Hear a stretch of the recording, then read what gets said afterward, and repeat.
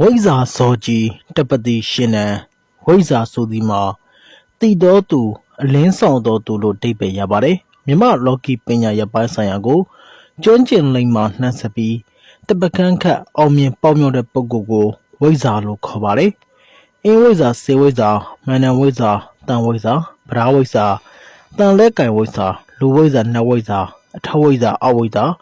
မော်ဝိဇ္ဇာအစရှိသဖြင့်အမျိုးမျိုးကွဲပြားကြပါတယ်ကိုတကျွမ်းတဲ့ပညာပုံမူတည်ပြီးပေါမြောက်ကြသူကြီးဖြစ်ပါတယ်မီးထုံရေထုံမြေထုံတို့ကိုထုံစင်းခြင်းဆေးလိမ်ပြီးမီးထုံကူခြင်းအဲ့ဒါတွေနဲ့မိဘတို့ထံမှရရှိတဲ့ရုပ်ကလပ်ကိုအယိုးသည်တမဏိအသားသည်ဓာတ်သားကဲ့သို့ဖြစ်အောင်ကျဉ်ကျဉ်ဖန်ဖန်ထုံစင်းကြပြီးတက်တန်းနှစ်ပေါင်းရာနဲ့ချီထောင်နဲ့ချီရှည်လျားစွာနေထိုင်ကြပါတယ်တိတ်တီအဖုံဖုံပြည့်စုံပြီးမြေရှိုးလို့မိုးပြန်တိမ်ပေါ်တောက်ကြွားနတ်ကြားတမျှတကိုးကြီးမှာပါတယ်ဝိဇ္ဇာလောင်းလျာတွေနေနဲ့ပြည်တော်ဝင်ဖို့အလွန်ရေးကြီးပါတယ်စီနီယာဝိဇ္ဇာကြီးတွေရဲ့စာမေးပွဲစစ်ဆေးမှုကိုကြော်လွှားနိုင်ကြရပါတယ်တချို့ရုံမာတဲ့ဝိဇ္ဇာတွေလက်မိုင်းတွေကြောင့်ပညာပြတ်ပညာကန်းတာတွေဖြစ်ပြီးအညွတ်တုံးသွားတဲ့ဝိဇ္ဇာလောင်းလျာတွေတပုံကြီးရှိပါတယ်မျော်တော်ရောင်ဘဝနဲ့ပညာပိတ်ခံရတဲ့ဝိဇ္ဇာလောင်းတွေလည်းတပုံကြီးရှိပါတယ်ဝိဇ္ဇာလမ်းကြောင်းဟာအလွန်ခက်ခဲပြီးရှုပ်ထွေးပါတယ်တော်ရုံဆွဲလုံးလာနဲ့မရပါဘူးဝိဇ္ဇာကြီးအဆင့်ရောက်တော့လဲအနားရပြီမထင်ပါနဲ့လုပ်ငန်းစဉ်အဆင့်ဆင့်နဲ့တူဘယ်ရက်ဌာနေမှာသာသနာပြုရမယ်ဆိုတဲ့အထက်အမိန့်တိုင်းလှုပ်ဆောင်ရပါတယ်တာဝန်မကြေမအောင်မြင်ရင်အထက်မှပေးတဲ့အပြစ်ကြွေးခံရပါတယ်တချို့ဆိုအယူစခန်းပြောင်းဝင်ရတာရှိပါတယ်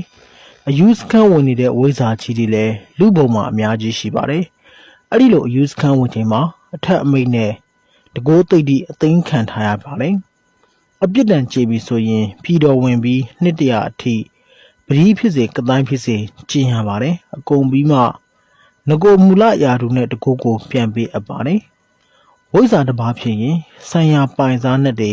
ပုံကိုယ်တွေရဲ့အကြီးအကဲဖြစ်နေရပါတယ်ဒါကြောင့်လဲတချို့ဝိဇ္ဇာလောင်းတွေကိုပေါမြောက်ခံနေရင်နဲ့တွေကဒုက္ခပေးတတ်ပါတယ်ဝိဇ္ဇာဆိုတာလက်ဝဲလက်ရဝိဇ္ဇာတွေကိုရည်ညွှန်းတာပါအထက်လန်းပညာတစ်ခုတည်း10ပါးသောသိတိပြီးစီးတာမဟုတ်ပါဘူးအောက်လန်းပညာနဲ့လည်း10ပါးသိတိပြီးစီးနိုင်ပါတယ်ဒါကြောင့်လက်ဝဲဝိဇ္ဇာလက်ရဝိဇ္ဇာဆိုပြီးကွဲပြားပါတယ်လက်ဝဲဝိဇ္ဇာတွေနေနဲ့အဖြတ်လုပ်ငန်းနဲ့စာမေးပွဲစစ်ဆေးမှုအပြစ်ပေးမှုကိုတာဝန်ယူထားပါတယ်ဇောကြီးဆိုဒီမှာယောဂီလို့လည်းဆိုပါတယ်ကြင်ကြံအားထုတ်သူတဲ့သိတိ၅ပါးပြီးစီးတဲ့ပုဂ္ဂိုလ်အပျော်အပါးမှတ်ပြီးတိသက်နေထိုင်ကြင်ကြံတဲ့ပုဂ္ဂိုလ်ကိုဇောကြီးလို့ခေါ်ပါတယ်တချို့ကဇောကြီးတွေကိုအဝိဇ္ဇာလို့ခေါ်ပါတယ်တချို့ကြတော့လေဇောကြီးတွေကိုပျော်ပါသူလို့ခေါ်ပါတယ်ဘလို့ပင်ဖြစ်ပါစေလောကီပညာကိုထိုက်တဲ့လောက်ကျွမ်းကျင်ပိုင်နိုင်ပြီးကတိုင်းဝင်းကိုနိုင်နေတဲ့ပုဂ္ဂိုလ်ကိုဇောကြီးလောင်းလို့ခေါ်ပါတယ်ဇောကြီးတွေအနေနဲ့ခန္ဓာကိုယ်ကိုအင်းစမတောက်မျိုးပြီးအရင်ပြုပြင်တယ်နောက်ဆုံးအဆင့်ရောက်ရင်တကိုယ်လုံးကိုစေးလင်းပြီးမီးထုံဆင်ရပါတယ်နားလဲအောင်ပြောရရင်ကိုယ်ခန္ဓာကိုပြုပြင်ယူတာဖြစ်ပါတယ်ဇောကြီးဖိုးဝင်ချိန်မှာတစုံတစ်ခုမှားယွင်းရင်ဇောကြီးလောင်းဟာဖိုးထဲမှာပဲသေပါတယ်ဒါကိုဇောကြီးဖိုးဝင်အသားလို့ခေါ်ပါတယ်အဲ့ဒီအသားကိုလူသားတစ်ယောက်ကစားမိရင်စွမ်းအားရှင်တစ်ပါးဖြစ်စေတယ်ဥပမာရာဇဝင်တွေကဖြဝုနဲ့ဖြစ်တာပေါ့တကယ်လို့ဇောကြီးလောင်းဟာဇောကြီးလန်းကိုရှောင်မယ်ဆိုရင်အင်းစမအယုံနံမျိုးစုံအရင်တောက်ပြီးကတိုင်းပိုင်နိုင်ရပါမယ်ပြီးမှတစ်စေးငကမုံနနွဲ့နဲ့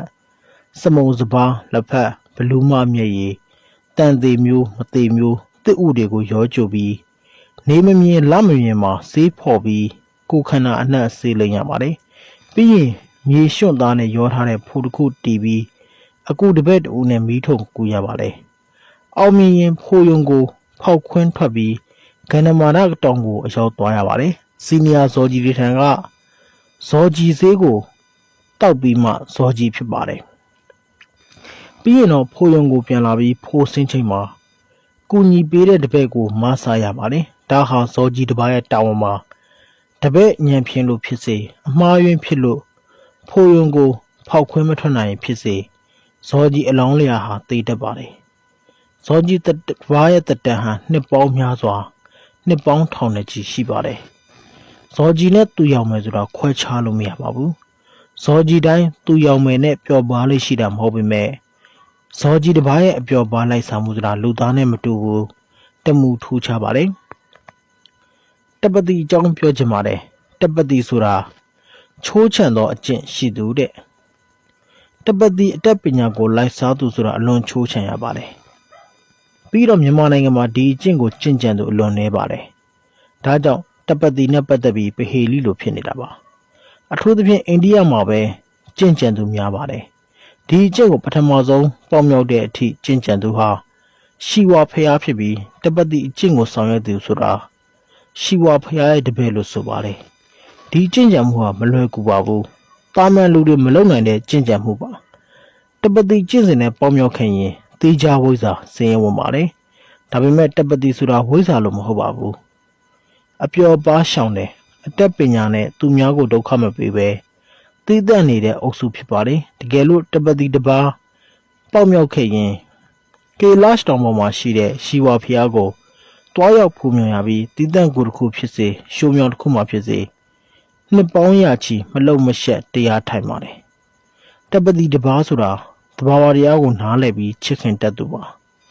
ဝိဇ္ဇာစောခြင်းမျိုးမဟုတ်ပါဘူးသိကြအုပ်စုဖြစ်ပါတယ်ဒီတော့ဝိဇ္ဇာစောကြီးတပတိဆိုတာကိုနားလည်ပြီးထင်ပါတယ်နားဆင်ပေးတဲ့အတွက်ကျေးဇူးပါဗျာ